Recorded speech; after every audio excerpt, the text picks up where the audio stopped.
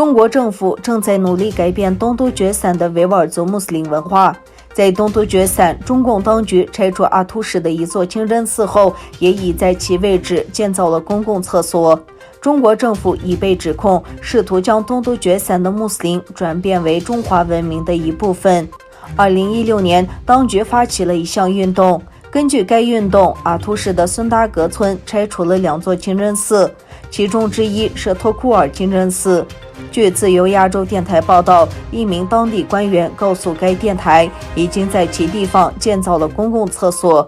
据报道，托库尔清真寺于2018年被拆除，一中国公司已在该处建造厕所。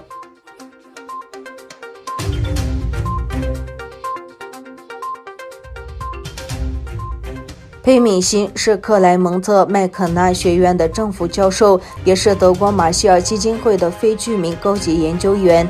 他最近发表了一篇文章，建议中国需要一种脱离东突厥散的战略，释放所有维吾尔族，并向每个维吾尔人支付总计14000美元的赔偿。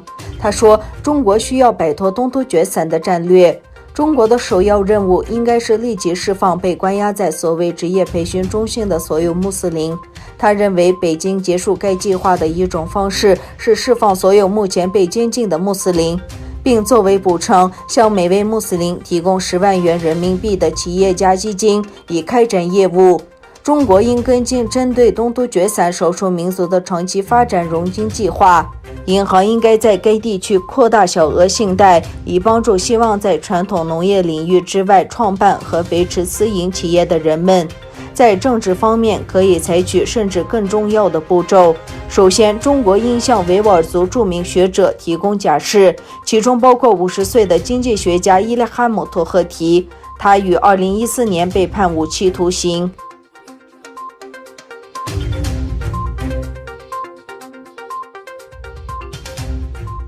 美国国务卿蓬佩奥周三在捷克议会参议员发表演讲，谴责中共在东突厥散关押上百万维吾尔穆斯林，称这是本世纪最大的污点。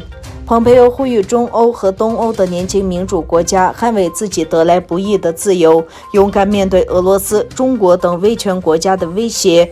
蓬佩奥强调，在威权国家中，中国比俄罗斯构成的威胁更大。在谈到中国威胁性质的时候，蓬佩奥说，他们没有用坦克和枪炮，而是通过经济力量。中国与美国在经济、政治、社会等多方面交际在一起，这方面与苏联有着根本的不同，因此更难应对。蓬佩奥还谈到病毒大流行，他说，由于中共的掩盖，武汉爆发的新冠病毒广泛蔓延开来，给全世界造成了巨大的损失。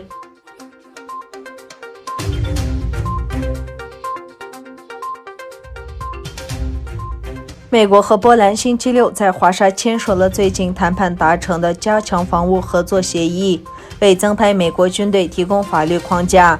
美国国务卿蓬佩奥和波兰国防部长签署了这项协议。这项协议是对现有北约部队地位协议的补充。协议同时允许美军进入波兰的更多军事设施，正如两国去年达成的协议和宣布那样。目前约有4500名美军驻扎在波兰。根据协议，美军将增加约1000名美军。美国五角大楼7月表示，将从德国撤出大约12000名美国军人。